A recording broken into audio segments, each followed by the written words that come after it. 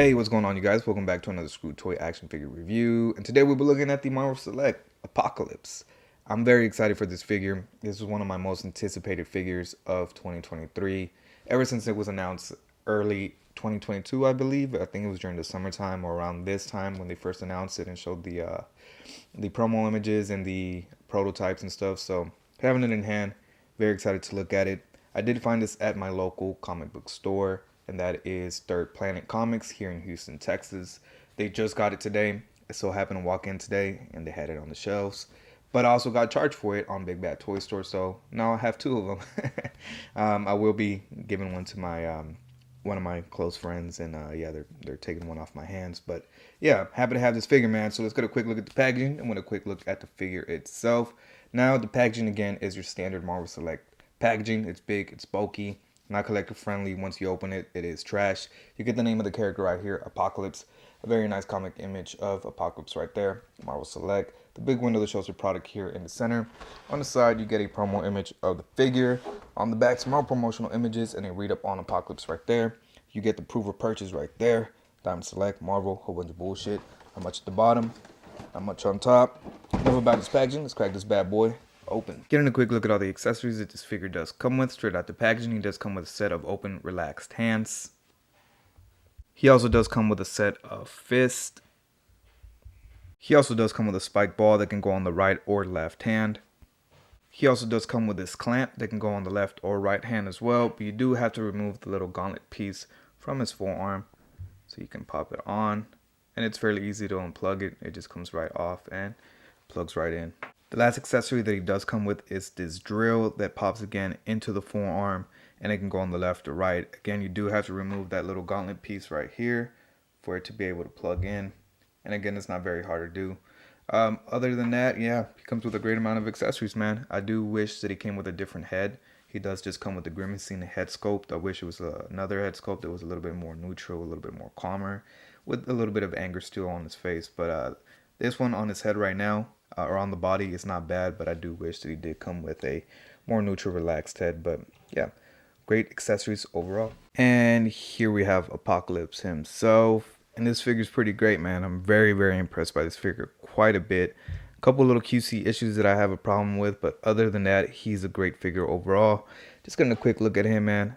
He's very detailed well throughout the whole body and head and everything. But yeah, just getting a quick look at his head sculpt. I like it quite a bit, man. Again, you get a lot of details in that face sculpt. It is a grimacing head sculpt, as you can see. He has some silver in those ears. The mouth is very nicely clean and applied. The teeth is what really impresses me, man. Like, those teeth are painted very well in there. The eyes as well, painted very well. Getting a close-up look, so you can see. And then the rest does have a matte finish to the bluish, dark navy blue on his head. And then the rest of the body, again, everything looks really well and well painted. Get some silvers right here and right here. The blue looks nice. You get two different shades of blue. Get the big A on his belt. And it does have a shimmer to the crotch area. And then the rest of the legs are matte with some silver finish in the inner thighs. The boots have a little bit more of a shimmer to it with the silver in the middle and the gray bottom feet.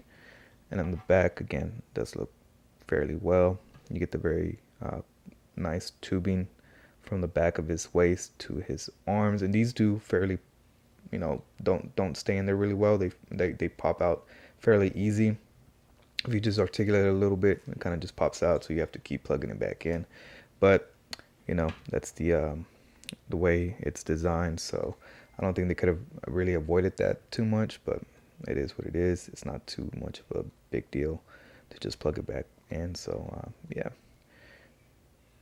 Overall, pretty great scope, pretty great paint applications. The only thing that I have a problem with is that I got this big, nasty glue stain on the chest right there. I don't know how well you can see it, but right there, kind of looks like glue just seeped out. So that's a little bit unfortunate. I'm gonna see if I can try to remove that with some acetone or something. So I'm gonna have to be very careful. But yeah, he looks pretty great overall, man. Like I said, he is a big, huge, menacing figure. Getting him in frame was kind of a bit of a challenge. If I could just bring in, let's see, the Marvel Legends Juggernaut, not to spoil any of the size comparisons. But look at that. He towers over Juggernaut. So just to put it in perspective how big he is. But again, he comes with a great array of accessories. The paint is very nice. The articulation is very nice. The sculpt is amazing. And yeah, man. So let's get a quick look at the articulation since we have him here already. He can look up a fair amount. You kind of just have to finesse it a little bit. So he can look up, and then he does look a great amount down. As you can see, he gets very nice head pivoting. So that is nice. His arms are on ball joints and they move out a great amount. You can hit the T-pose fairly easy. Full rotation, upper bicep swivel. Single jointed elbow that bends less than 90 because that gauntlet gets in the way. So that is a little bit unfortunate. All the hands are hinged vertically or horizontally, however you look at it. But yeah, they hinge up and down. Ooh, there goes his forearm. Let me get that real quick. His forearms do come apart, so you can put those other accessories on. So they don't pop off easy. I'm not sure why that one fell out. Maybe because I was moving it too rough. But he does pivot to the sides a great amount. A little bit forward, a lot further back. Again, you get some twisting out of there. You get a waist swivel. You get a ball joint at the hip that can kick this much forward. A little bit back. And he can hit a full splits if you want him to. He does have upper thigh cuts. A single jointed knee that hits about 90. And then you get a ball joint at the ankle. And he can move that much up, that much back. And he does have ankle pivot. And again, it is on a ball joint, so you can rotate it a full 360 if you would like. But great articulation out of this figure. Let's get a quick look at some size comparisons. Now getting a quick look at some size comparisons. Here we have Apocalypse next to the Marvel Legends Juggernaut and the Marvel Legends Thanos. Here we have him next to the Marvel Legends Doctor Doom and the Marvel Legends Kang. Here he is next to the Marvel Select Skrull that I just reviewed a couple days back. Here he is next to the Mafex Gambit and Wolverine and the Marvel Legends Beast.